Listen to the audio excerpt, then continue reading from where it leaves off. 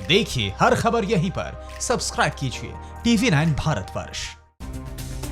प्रधानमंत्री मोदी भारतीय युवाओं के हुए मुरीद। विशाखापट्टनम के हिंदुस्तान शिपयार्ड लिमिटेड कंपनी में बड़ा हादसा, 11 लोगों की हुई मौत।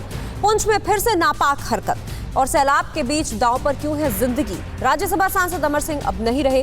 राष्ट्र से जुड़ी 9 बड़ी खबरों के लिए देखते हैं न्यूज टॉप 9 राष्ट्र।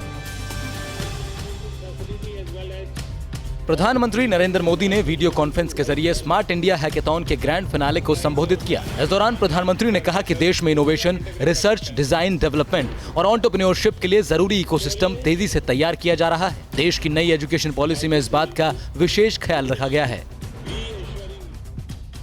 लंबे समय से बीमारी से जूझ रहे समाजवादी पार्टी के पूर्व नेता अमर सिंह का 64 साल की उम्र में निधन हो गया। बीमारी के चलते सिंगापुर के एक अस्पताल में उनका इलाज चल रहा था। पिछले 6 महीने से अमर सिंह अस्पताल में भर्ती थे। अमर सिंह यूपी के पूर्व सीएम मुलायम सिंह के काफी करीबी माने जाते थे। बाद में मनमुटाव के बाद उन्होंने पार्टी छोड़ दी थी। अमर सिंह के निधन पर राजनाथ सिंह सहित कई दिग्गजों ने शोक जताया।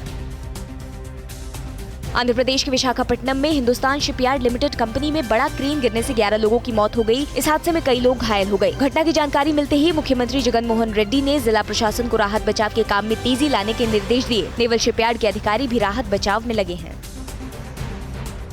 एलओसी पर पाकिस्तान की नापाक हरकतें बंद होने का नाम नहीं ले रही हैं। सीमा से सटे जम्मू कश्मीर के पुंछ जिले के मेढर में पाकिस्तान ने एक बार फिर सीज फायर का उल्लंघन किया है। बालाकोट सेक्टर में पाकिस्तान की ओर से गोलाबारी में भारतीय सेना के 24 साल के जवान रोहिन कुमार शहीद हो गए। हिमाचल के हमीरपुर के रहने वाले रोहिन की शादी नवंबर में होने वाली थी।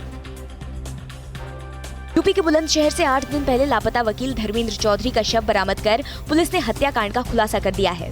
पुलिस ने वकील के दोस्त विकी और उसके 2 नौकरों को गिरफ्तार कर विकी के गोदाम से मृतक का अधजला शव बरामद किया है। विकी ने धर्मेंद्र से ब्याज पर 70-80 लाख रुपए लिए थे, जिसके बाद प्रियंका गांधी ने योगी सरकार पर निशाना साधते हुए कहा कि यूपी में जंगल राज फैलता जा रहा है।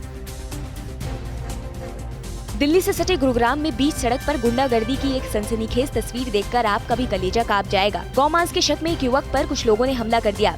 पुलिस के सामने हथौड़े से लगातार वार करते रहे। पीड़ित युवक का दावा है कि वो भैंस की मीट की सप्लाई करता है। फिलहाल पुलिस मामला दर्ज करके तफ्तीश में जुटी है और बरामद मीट को जाँच के लिए लैब में भेज दिया गया है। देश में पिछले 24 घंटे में 57,117 कोरोना के नए मरीज मिले हैं।